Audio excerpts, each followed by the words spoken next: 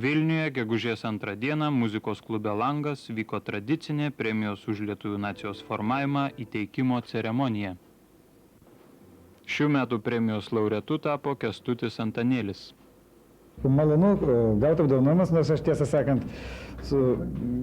galima būtų sakyti, mes kažko atsakom nacijas, nacionalinė. Man atrodo, kad yra visiškai atitinkamai sakyti nacijas tautinis. Aš nežinau, kodėl mes būtinai pasirenkam tokį žodį. Reiškia, bet čia jau ne mano reikalas, ne man spręsti. Kai Povilaitis gavo mūsų premiją, jis tikrai kilstelėjo.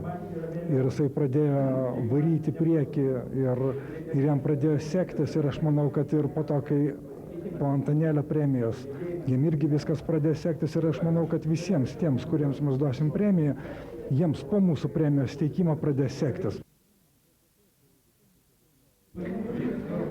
Aš koketočiau, jeigu sakyčiau, kad nejaučiu. Aš jaučiu suformavęs ir netgi poros, ar galbūt netgi trejeto kartų, sakysim taip, gerbėjų ratą. Tai čia tokia siaurąja prasme. Su Kęstučiu Antanėliu mūsų ne kartą gyvenimas buvo suvedęs. Mes buvom paruošę programą ir Lietuvoje, Lietuvos viešbučio. Jisai 22 aukšte grojo, aš varietės salėje, tačiau dar ir į 22 aukštą jis mane priviliojo, vėlgi prisiminę senus laikus, mes daug repetuodavom.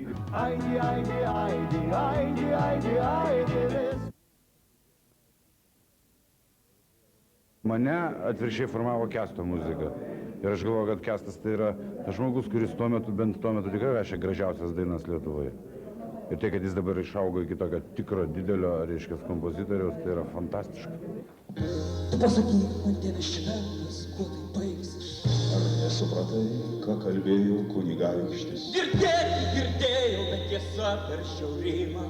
Man rodos, kad čia kiša koją mums patsai likimas. Aš nesu to tikras, kad aš ją suformavau, bet man atrodo, kad klausimas, ar patenkintas nacija, kurioje randėsi, tai toks pats, kaip ar patenkintas savo tėvų motiną. Ne auklė tėvas, ne draugai, o tu su manimi likai.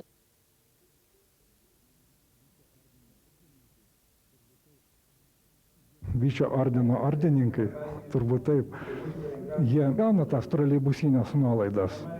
Nacionalinė premija yra didesnė finansiškai negu mūsų premija. Be abejo, mes galvom, kad tai bus susirinks chebra, nuspręs, susimes pinigus ir mes padarysim tokią premiją. Deja, mes supratom, kad mums neišeis padaryti chebros varianto ir teko daryti visuomeninį daikčiuką. Mūsų premija nėra koks nors šposas ar iš piršto laužtas dalykėlis. Ne, negalvoju. Labai palmė tinka. Lietuvai šiuo metu labai palmė tinka. Ne, vis dėlto buvo palmė ir tegul palmė lieka. Palmė liks ilgam. Apsidairyk aplinkui, jaunikių nors šienauja.